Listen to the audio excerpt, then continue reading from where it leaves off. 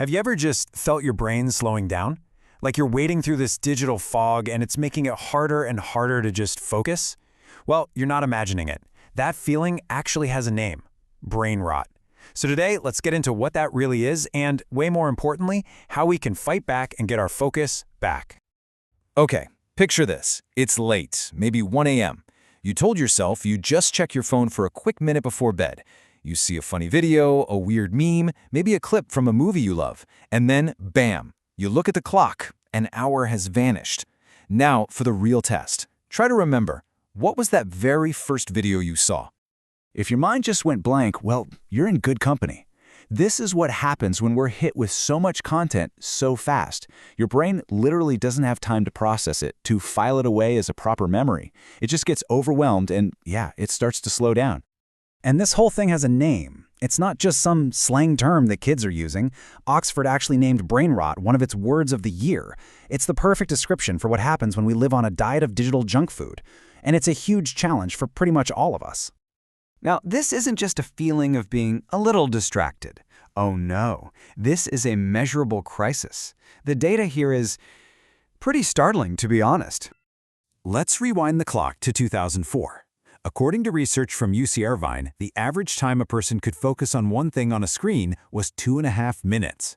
Just think about that, 2.5 minutes. It feels like a lifetime now, doesn't it? Because if you fast forward to today, that same on-screen attention span has absolutely plummeted. We're now down to just 47 seconds, less than a minute. That's all the focus we can give to any one thing on our screens. So, let's just let that sink in. In only 2 decades, our ability to focus has dropped by nearly 70%. And when you realize that adults are now averaging over 6.5 hours of screen time every single day, well, you can see where a lot of that time is going.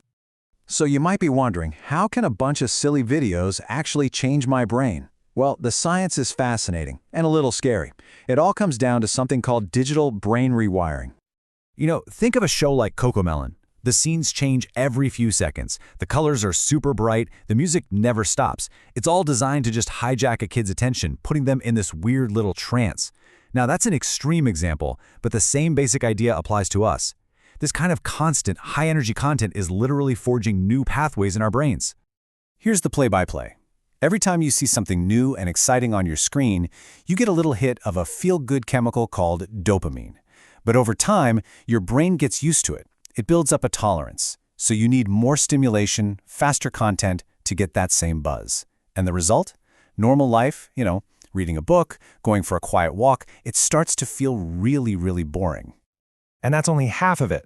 At the same time, our brains are being trained to crave novelty. They're also getting lazy about remembering things. It's called the Google effect. Why bother storing information when you know you can just look it up later, right? But here's the catch. Real creativity happens when we connect different memories and ideas we've stored away. If we stop storing them, we're basically kneecapping our own creativity. So, if our brains are so amazing and adaptable, why are we so vulnerable to this stuff? Well, it's because our brains were built for a totally different world, a world without Wi-Fi. Way back in 1964, a guy named Marshall McLuhan said, "The medium is the message." And what he meant was that the way we consume information shapes us more than the information itself.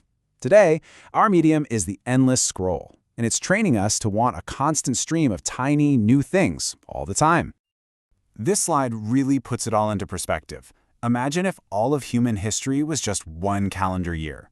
Well, smartphones and the internet, they would have shown up in the last 4 seconds before midnight on New Year's Eve. Our brains have had basically zero time to evolve and catch up. See, our brains are still running on this ancient survival software. For thousands of years, that software has been scanning the environment for threats and opportunities, a rustle in the bushes, a flash of bright color. The problem is, our brain can't tell the difference between a predator in the grass and a social media notification. So when your phone buzzes, your brain treats it like an urgent survival signal.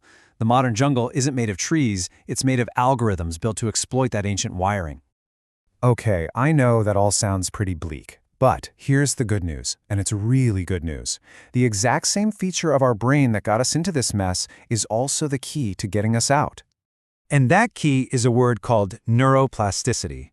It's basically your brain's superpower. It's the ability to physically rewire itself based on your experiences. The same process that trained your brain to need 30-second videos can be used to retrain it for deep, satisfying focus. We can literally choose to rebuild our minds. So how do we actually do it?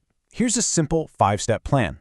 First, just admit it's a problem and start treating your attention like a muscle. Start small, maybe with just 10 minutes of reading without distractions. Second, redesign your space. Make the book easier to grab than your phone. Third, win your morning. Don't start the day scrolling. Go for a walk, meditate. Just let your brain wake up slowly. Fourth, kill the digital triggers. Turn your phone to grayscale, it instantly becomes less appealing, and switch off every notification that isn't from a real human being. And fifth, get into the real world. Make up a hobby that demands your full attention, like cooking, sports, or playing an instrument. The challenge here is to just try this for 7 days. That's it. This isn't about being perfect, it's about starting. Think of it like a digital detox, a reset button for your brain. Small changes are what lead to big transformations. So the choice really is ours. Brain rot is a real thing for sure, but it's a reaction to our environment, and our brains are literally built to adapt and change. It's not going to be easy, but getting your focus back is absolutely possible. So let me ask you, what is the one thing, the one small step you're going to take today to start that journey?